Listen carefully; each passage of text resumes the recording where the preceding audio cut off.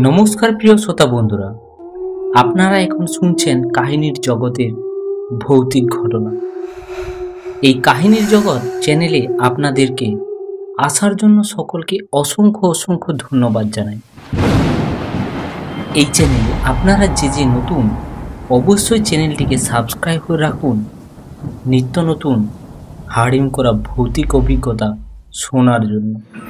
তো চলুন আজকের ভৌতিক অভিজ্ঞতা শুরু করুন। মানুষ জীবনে অনেক রকম অভিজ্ঞতার মুখোমুখি হয়, কিন্তু কিছু অভিজ্ঞতা থাকে যা আজীবন ভুলে যাওয়া যায় না। আজ আমি শোনাবো এমন এক ভৌতিক অভিজ্ঞতা যা শুনলে আপনিও গা ছমছমে অনুভব করবেন। তো এই ঘটনা প্রায় 5 বছর আগেকার। পুরুলিয়ার এক প্রত্যন্ত গ্রামের এক যুবক প্রতিদিনের মতো রাতে বাইসাইকেলে করে বাড়ি ফিরছিল। সময় তখন রাত 10:30। চারিদিক একেবারে অন্ধকার, শুধু দূরে দূরে জোনাকি পোকার আলো দেখা যাচ্ছে। সে যখন শ্মশান ঘাটের পাশ দিয়ে যাচ্ছিল, হঠাৎ কানে এলো পায়ের শব্দ।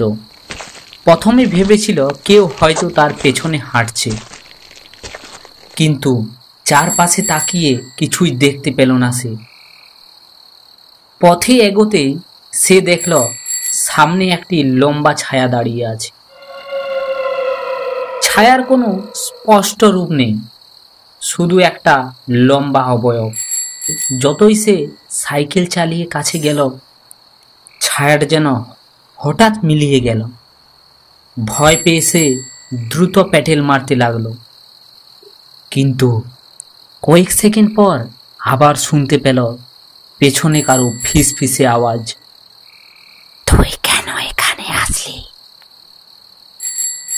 ভয়ে ঘামতে সে যখন নিজের বাড়ির দরজায় পৌঁছলো, তখন পেছন ফিরে তাকাতেই দেখল তার বাইসাইকেলের পেছনের ক্যারিয়ারে বসে আছে এক কালো অবয়ব।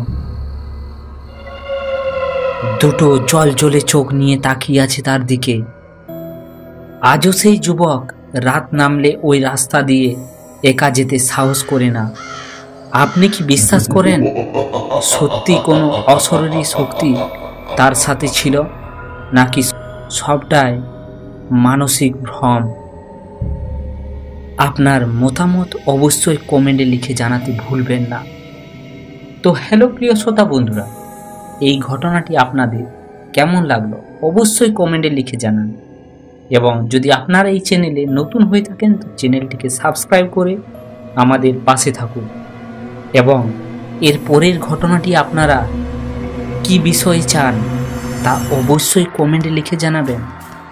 তো সবাই সুস্থ থাকবেন, ভালো থাকবেন। দেখা হচ্ছে আরেকটি এইরকমই হাড়িম করা ভৌতিক অভিজ্ঞতা নিয়ে।